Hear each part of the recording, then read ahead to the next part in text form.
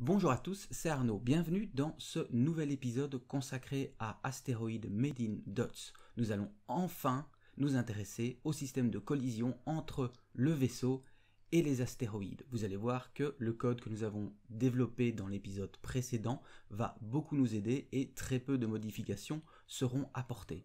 Nous allons également implémenter un système de spawn pour le vaisseau une fois celui-ci détruit par un astéroïde.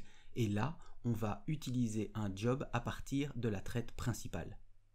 Cet épisode est évidemment la suite du précédent, donc si vous n'êtes pas à jour, je vous invite d'abord à regarder les premières parties de cette série pour démarrer cet épisode sur de bonnes bases.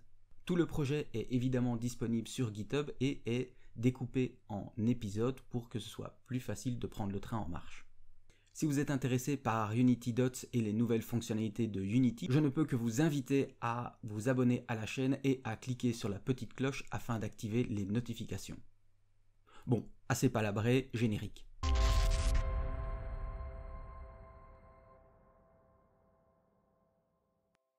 Gérer la collision entre le vaisseau et les astéroïdes, cela va être assez simple. Il suffit premièrement d'ajouter le component Destroyable Component Data au vaisseau. Cela permettra au système de collision de rajouter le vaisseau dans la liste des éléments à tester. Ensuite, il nous faut créer un nouveau système Ship Destruction System. Ce système va vérifier si le component Destroyable Component Data attaché au vaisseau demande une destruction. Et si c'est le cas, demander à l'Entity Manager de supprimer l'entité.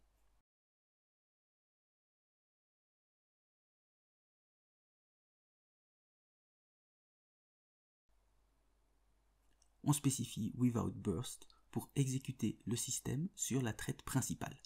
Cela nous permettra de faire appel à des classes classiques comme le Bootstrap.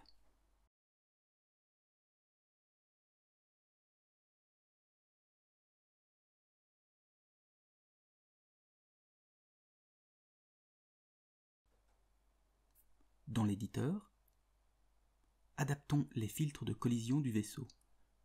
Belongs doit être sur 0, Collide with doit être sur 1. Pour les astéroïdes, les filtres de collision doivent être les suivants. Belongs sur 1, Collide with sur 0 et 2.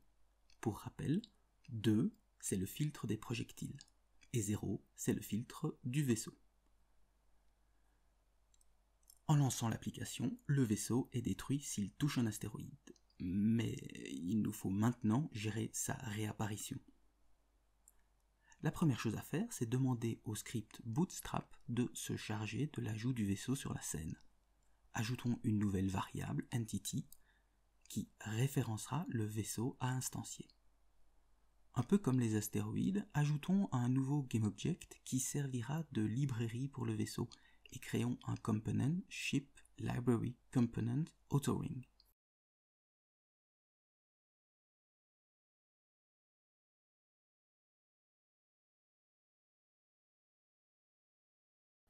Il hérite de MonoBehavior et implémente les interfaces iConvertGameObject to Entity et iDeclareReferencePrefab. Après avoir ajouté les fonctions liées à chacune de ces interfaces, convertissons la préfab classique en une entité que nous pourrons instancier au besoin.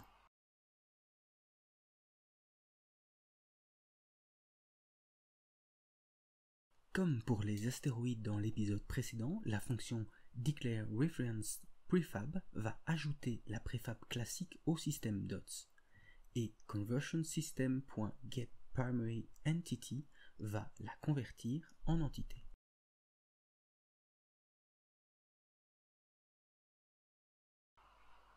Dans l'éditeur, glissons le GameObject Bootstrap dans notre component ainsi que la préfab du vaisseau.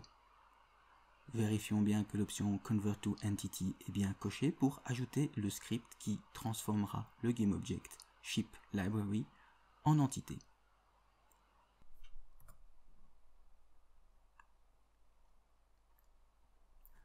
Dans le script Bootstrap, ajoutons une nouvelle fonction qui s'occupera d'instancier une entité du vaisseau à une position donnée, spawn ship at position. À l'intérieur de cette fonction, nous allons récupérer la référence du vaisseau grâce à la librairie créée juste avant et demander à l'Entity Manager d'instancier l'entité à la position demandée. Avec cette fonction, Bootstrap est maintenant capable d'instancier la préfab du vaisseau en mode dots.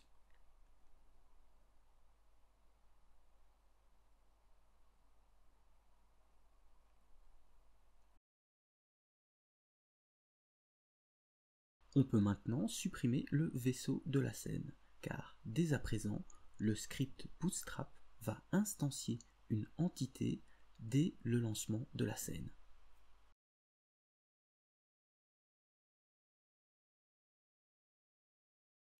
Il nous faut maintenant implémenter la logique de spawn du vaisseau.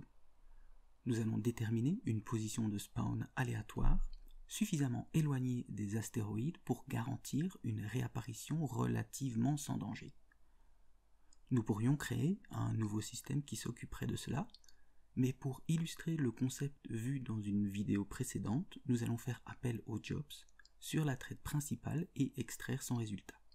On va créer un job qui va vérifier pour une position donnée si les astéroïdes sont suffisamment loin pour garantir une réapparition sécurisée.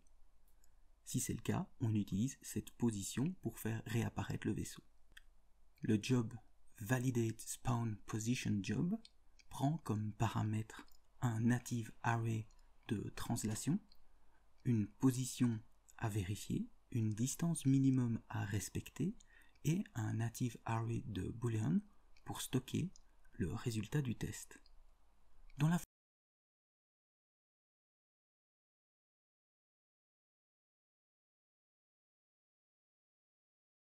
fonction execute du job, on va vérifier si la possible position est suffisamment éloignée de chaque component translation et renvoyer la réponse.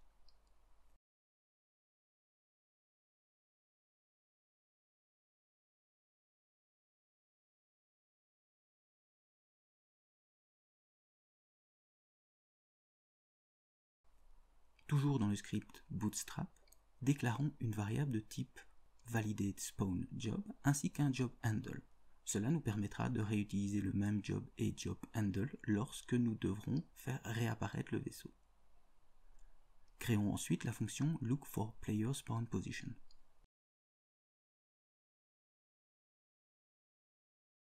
La variable isStillLookingForPosition va rester true tant que nous n'avons pas trouvé une position valable.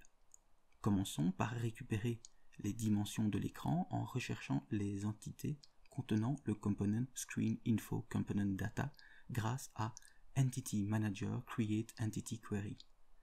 Cette Entity Query va nous permettre d'isoler le singleton et ensuite de récupérer les dimensions stockées dans le component.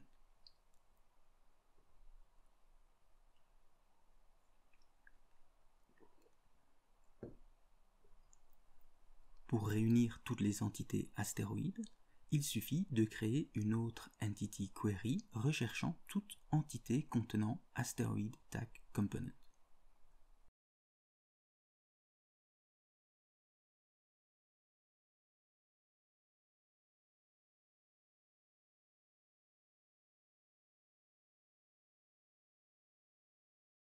ToComponentDataArray va nous permettre ensuite d'extraire de l'Entity Query un native array de translate.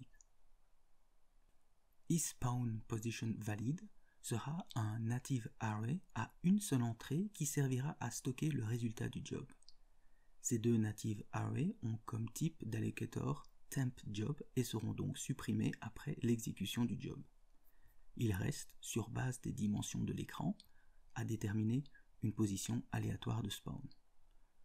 La création de cette position aléatoire est effectuée sur la thread principale car l'aléatoire dans Dots va nécessiter une vidéo spécifique qui arrive très bientôt. Pour le moment, c'est donc le script Bootstrap qui va proposer au job des positions aléatoires de spawn qui pourront ensuite être testées.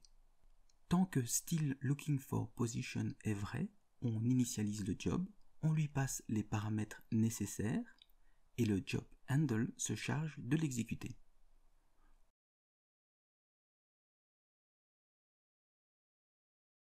Ensuite, on vérifie la valeur retournée par le job est stockée dans isSpawnPositionValid.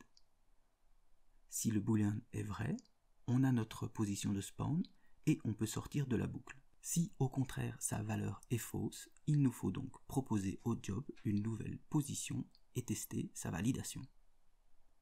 À la sortie de la boucle, on dispose des native arrays et on instancie un nouveau vaisseau à la position.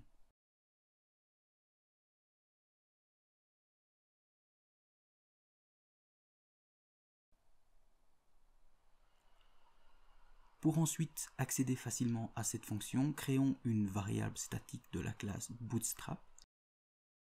Il nous suffit alors de revenir dans le script ship_destruction_system pour demander à la classe Bootstrap d'exécuter la fonction look_for_player_spawn_position lors de la destruction du vaisseau.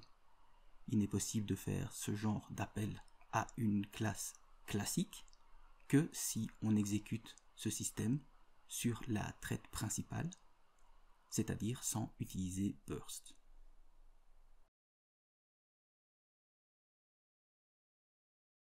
Avec ces modifications, notre vaisseau peut maintenant réapparaître dans un endroit paisible de l'écran après avoir été détruit par un astéroïde.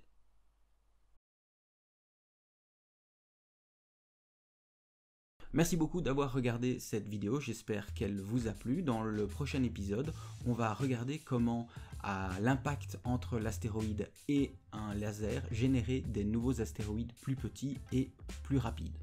D'ici au prochain épisode, jetez donc un coup d'œil sur CQFD, l'émission où on décortique une fonctionnalité remarquable d'un jeu qu'on aime pour la reproduire dans Unity.